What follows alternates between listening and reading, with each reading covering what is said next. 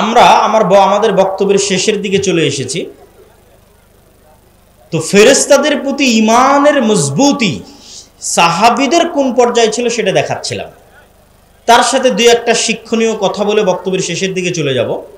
ফেরেশতাদের সাথে বন্ধুত্ব হয়, শয়তানের সাথে বন্ধুত্ব হয়। আপনার বাস্তব বন্ধুর চাইতে বেশি বাস্তব ফেরেশতার সাথে বন্ধুত্ব, শয়তানের সাথে বন্ধুত্ব। শয়তান এবং ফেরেশতার অস্তিত্ব আপনার বন্ধুর চাইতে বেশি বাস্তব। এখন আপনি ফেরেশতার বন্ধু না শয়তানের বন্ধু, এটা পরীক্ষা করার দায়িত্ব আপনার। এখন রাসূল সাল্লাল্লাহু আলাইহি ওয়াসাল্লামের মতো পবিত্র মানুষের মুখের গন্ধেও জিবরাইলের কষ্ট হতো। তাহলে আজকে যারা আপনারা এখানে বসে আছেন তাদের মধ্যে কেউ যদি বিড়ি সিগারেট পান করেন তাহলে আপনার কাছে ফেরেশতা আসে না আসে না বলেন? বিড়ি যদি রাসূল সাল্লাল্লাহু আলাইহি ওয়াসাল্লামের পবিত্র মুখের গন্ধে জিবরাইলের কষ্ট হয়, তাহলে আপনার বিড়ি সিগারেট খাওয়া গন্ধে মুখের গন্ধের কাছে ফেরেশতা আসে না আসে না? ফেরেশতা আসে না। সম্মানিত উপস্থিতি,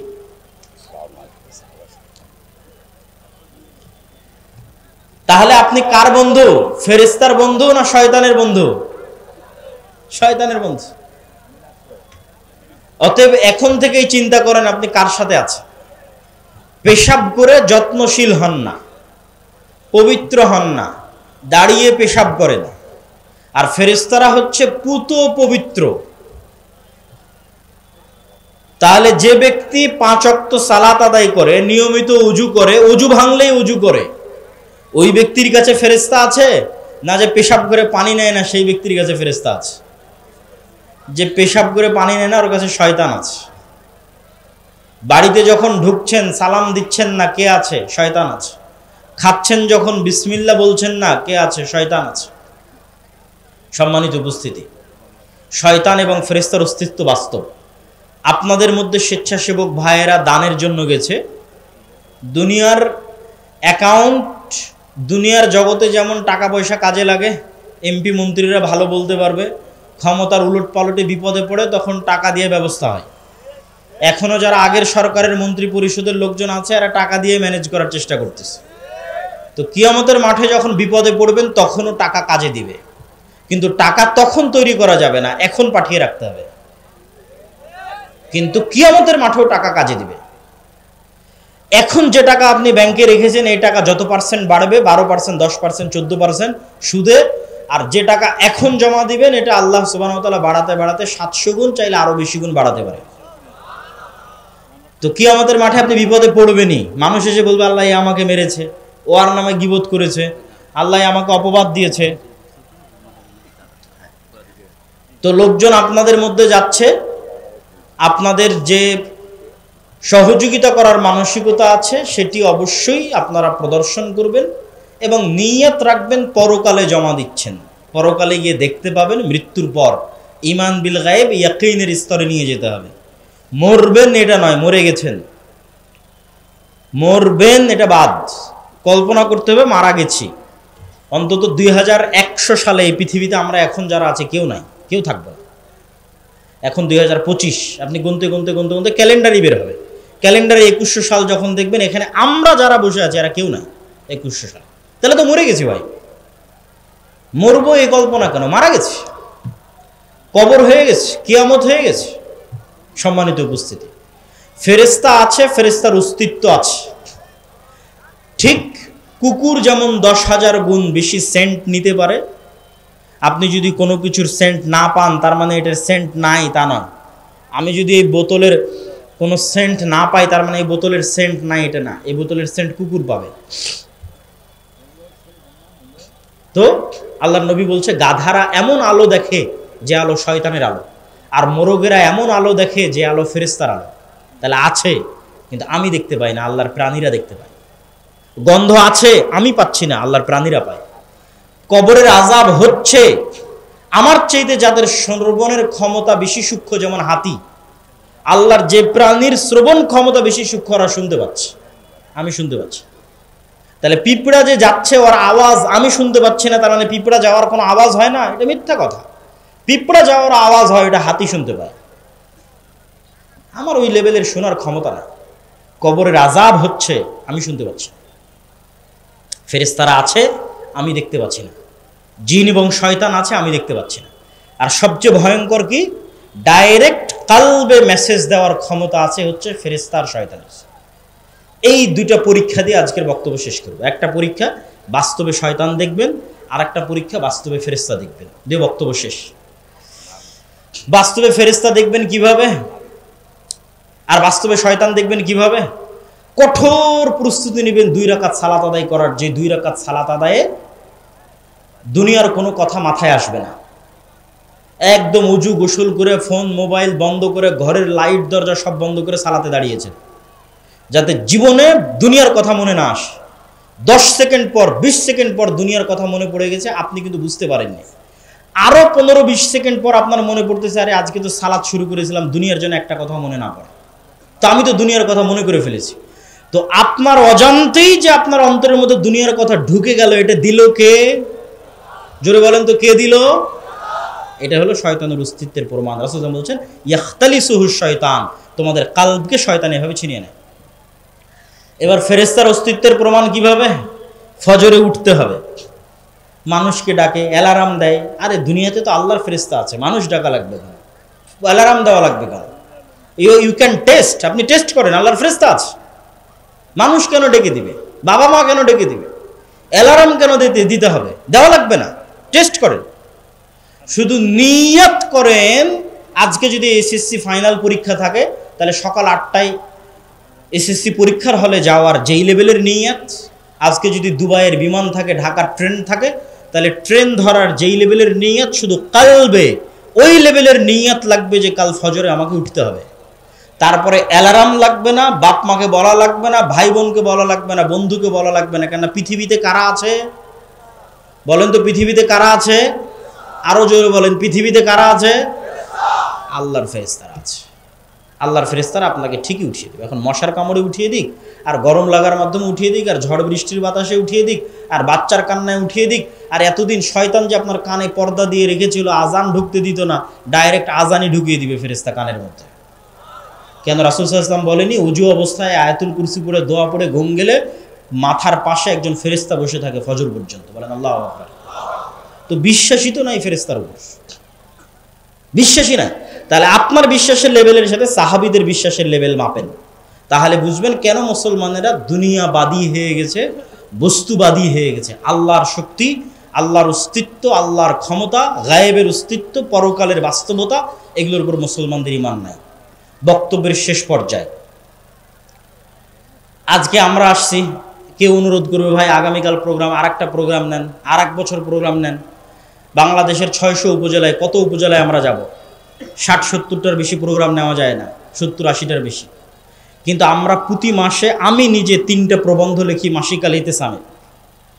তাহলে মাসিক আল ইতিসাম যদি নিয়মিত পড়েন, তাহলে আমি আর আপনার সরিষা বাড়িতে আসি আর না আসি, আমার লেখনী আপনার কাছে আসতেছে। সম্পাদকীয় লিখি, মিন্নাতুল বাড়ির ব্যাখ্যা লিখি, তার সাথে আর একটা অতিরিক্ত প্রবন্ধ লিখি। প্রত্যেক মাসে 3টা লেখা, প্রতি মাসে, এই মাসেও আছে। তাহলে আপনার সাথে আমার স্থায়ী সম্পর্কের ভিত্তি মাসিক আল ইতিসাম। 1 বছরের জন্য ফাইনাল গ্রাহক এবং এজেন্ট হতে 450 থেকে 500 টাকা লাগে, আর প্রতি মাসের 25 থেকে 30 টাকা লাগে আপনার একদিনের চায়ের বিল, একদিনের পেঁয়াজি সিংড়ার বিল, পুরীর বিল। কিন্তু ওইটা আপনার সাথে আমাদের পার্মানেন্ট রিলেশন তৈরি করবে। দাওয়া ইলাল্লাহর মাধ্যমে সারা দেশে আমরা মক্তব চালাচ্ছি, আপনাদের জামালপুরেও আমাদের মক্তব চলে। সারা বাংলাদেশে 600টা মক্তব আমাদের কাছে ট্রেনিং নিয়েছে। এই 600 মক্তবের শিক্ষকদের রাজশাহীর যাতায়াত খরচ, রাজশাহীতে 1 সপ্তাহ থাকা খাওয়া এবং ট্রেনিং দেওয়ার খরচ, এবং এই 600 মক্তবের ছাত্রদের কায়দা সম্পূর্ণরূপে আমাদের পক্ষ থেকে বহন করা হয়েছে, আলহামদুলিল্লাহ, আল্লাহর দয়া। এবং এই কার্যক্রম এখনো চলমান। তাহলে আপনার না টাকা লাগতেছে, না যাতায়াত খরচ দিতে হচ্ছে, না বই লাগতেছে।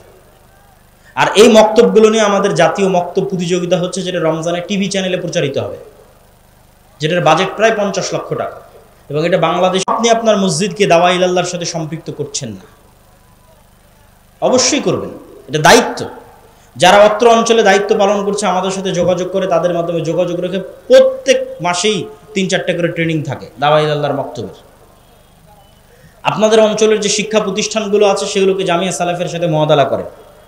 জামিয়া সালাফিয়া বাংলাদেশের অন্যতম শীর্ষস্থানীয় টপ 10, টপ 5 প্রতিষ্ঠানের একটা।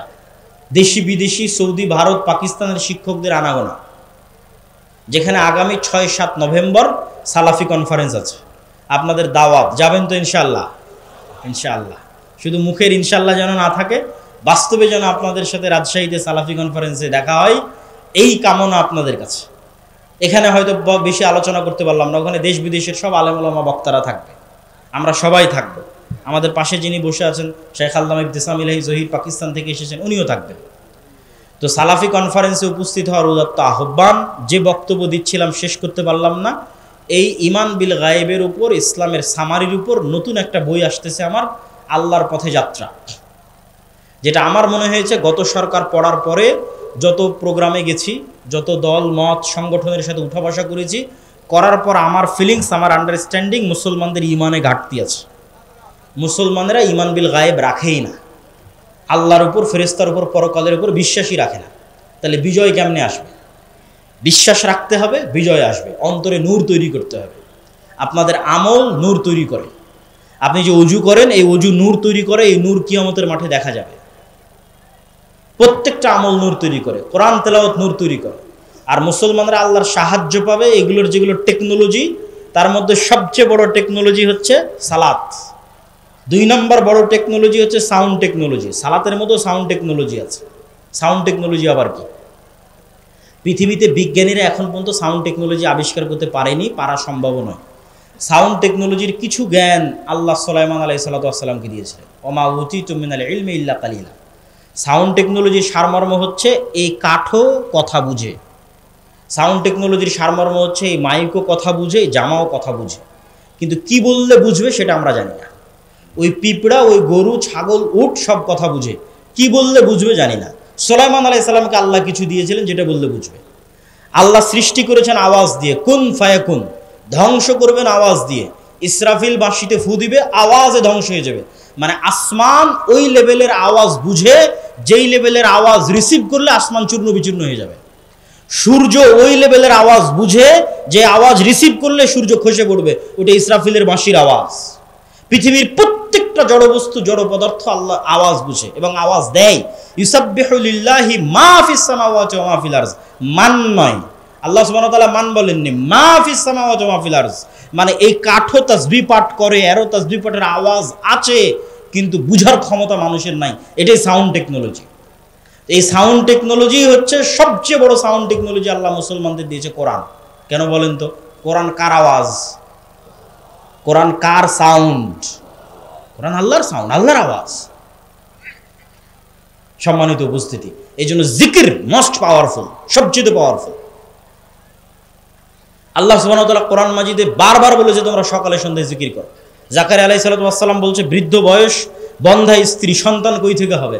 আল্লাহ বলছে সকাল সন্ধ্যায় জিকির করো, এমনি হবে ইনশাআল্লাহ। কেননা এই জিকির পাওয়ার তৈরি করে, আওয়াজ, সবগুলো আওয়াজ বুঝে, আওয়াজ রিসিভ করার ক্ষমতা আছে। ইরানে বিজ্ঞানীদের হত্যা করেছে, তারপরে কাতারে ওই যে হামাসের নেতাদের হত্যা করেছে মোবাইল বিস্ফোরণে। এই জন্য আফগানিস্তানের সরকার ইন্টারনেট বন্ধ করে দিয়েছিল কিছুদিন আগে, নেটওয়ার্ক সব বন্ধ, ইন্টারনেট সব বন্ধ। কেন? এই মোবাইলের ওয়েভ রিসিভ করার ক্ষমতা আছে।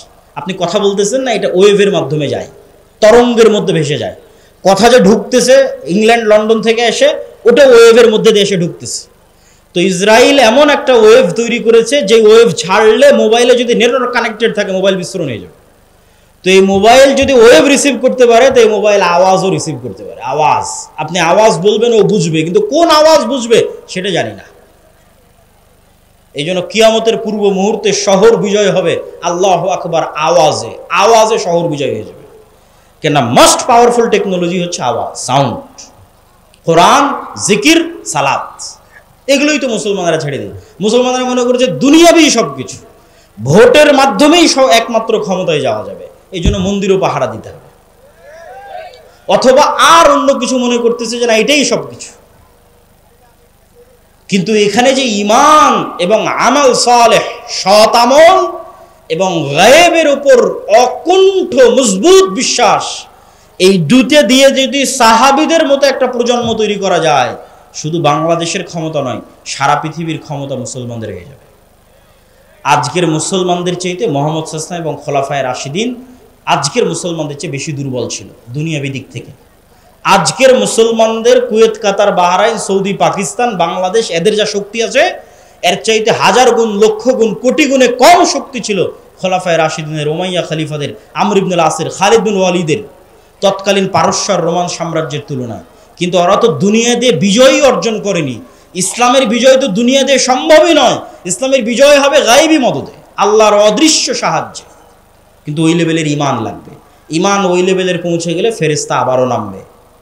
কেন ফেরেশতা নামবে না?